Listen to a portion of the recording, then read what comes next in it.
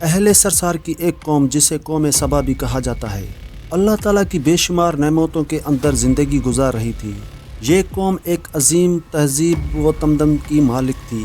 حضرت داؤد علیہ السلام اور حضرت سلیمان علیہ السلام کے باضابطہ حکومتوں کے بعد ان کی حکومت زبان و زد خاص و عام تھی۔ کہا جاتا ہے کہ یہ لوگ گندم کے مغز سے آٹا پیس کر روٹیاں پکاتے تھے، لیکن اس سے برعکس وہ اس قدر اسراف کرنے والے اور ناشکرے تھے کہ انہی روٹیوں کے ساتھ بچوں کا پاخانہ صاف کرتے تھے۔ بعد ازاں ان آلودہ روٹیوں کو اکٹھا کرنے سے ایک پہاڑ بن گیا تھا۔ پھر ایک شخص صالح نے وہاں سے گزرتے ہوئے ایک عورت کو دیکھا جو روٹی کے ساتھ بچے کے پاخانے کو مقام کو صاف کر رہی تھی۔ اس شخص نے اس عورت سے کہا، تیرے اوپر افسوس، خدا سے ڈر، کہیں ایسا نہ ہو کہ خدا تیرے اوپر اپنا غضب ڈھائے اور تجھ سے اپنی نعمت چھین لے۔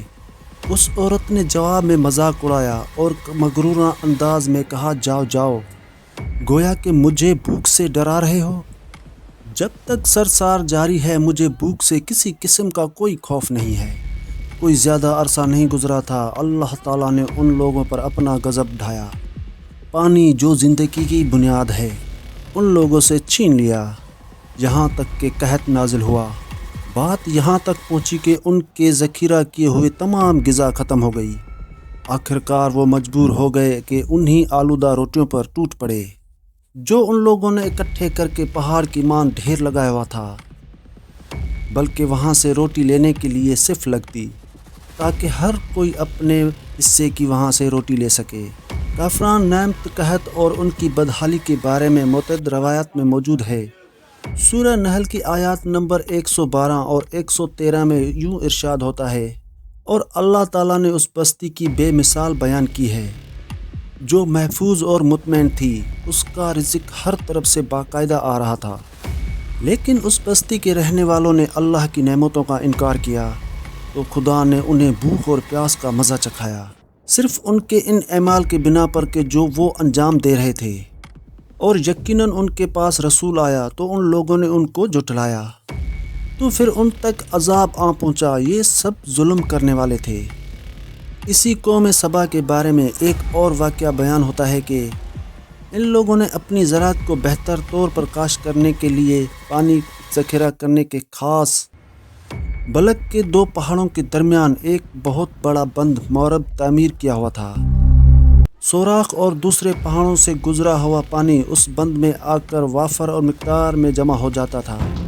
قوم سبا نے اس پانی سے صحیح طور پر استفادہ کرتے ہوئے وسیع و عریض اور بہت سے خوبصورت باغات لگائے اور کھیتی باڑی کو رونق بخشی۔ ان باغات کی درختوں کی شاخیں اس قدر پھیلی لدھی ہوئی تھی کہ کہتے ہیں کہ اگر کوئی شخص سر پر ٹوکری رکھ کے ان کے نیچے گزرتا تو پھل خود بخود ٹوکری میں گرنا شروع ہو جاتے اور قلیل مدت میں ٹوکری تازہ پھلوں سے بھر جاتی، لیکن نعمتوں کی کثرت نے انہیں شکر کرنے کی بجائے سرمست اور غافل کر دیا تھا، یہاں تک کہ ان کے درمیان بہت بڑا طبقاتی نظام وجود میں آ چکا تھا۔ ان میں سے صاحب اقتدار لوگوں نے کمزور اور ضعیفوں کا خون چوسنا شروع کر رکھا تھا، یہاں تک کہ ان لوگوں نے خدا سے ایک احمقانہ التماس کیا جس کا ذکر سورہ سبا کی آیت نمبر 19 میں ملتا ہے۔ انہوں نے کہا، خدایا ہمارے سفروں کے درمیان فاصلہ زیادہ کر دے۔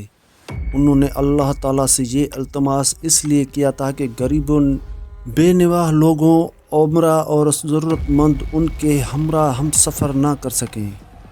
ان کی خواہش یہ تھی کہ آبادیوں کے درمیان خشکی ہو اور فاصلہ بہت زیادہ ہو تاکہ تہی دست اور کم آمدنی والے لوگ ان کی طرح سفر نہ کر سکیں۔ اللہ تعالیٰ نے ان مغرور پیٹ کے پجاریوں پر اپنا غضب نازل کیا۔ بعض روایتوں کے مطابق ان مغرور لوگوں کی آنکھوں سے دور صحرائے چوہوں نے مورب نامی بند کی دیواروں پر حملہ کر کے انہیں اندر سے کھوکھلا کر دیا۔ ادھر سے بارش زیادہ ہوئی جن کی وجہ سے سیلاب آ گیا اور اس بند میں پانی بہت زیادہ اکٹھا ہو گیا۔ اچانک بند کی دیواریں ٹوٹی، اس سے ایک بہت بڑا سیلاب آیا جس میں تمام دیہات، آبادیاں، مال مویشی، باغات، کھیتیاں، ان کے محل اور گھر پانی میں غرق ہو کر نابود ہو گئے۔ ان کے باغات اور زراعت میں سے صرف بیری کے درخت اور کچھ جھاڑیاں بچی تھیں۔ خوش الحان پرندے وہاں سے کوچ کر گئے تھے جبکہ الوؤں اور کووں نے قوم سبا کے کھنڈرات میں اپنے گھونسلے بنانے تھے۔ اس بات کا ذکر سورہ سبا کی آیات نمبر 15 اور 16 میں ملتا ہے، اور آخر میں سورہ سبا کی آیات نمبر 17 میں قرآن کریم میں اس واقعے کا یوں نتیجہ نکلا ہے: یہ ہم نے ان کی ناشکری کی سزا دی ہے اور ہم ناشکروں کے علاوہ کسی کو سزا نہیں دیتے۔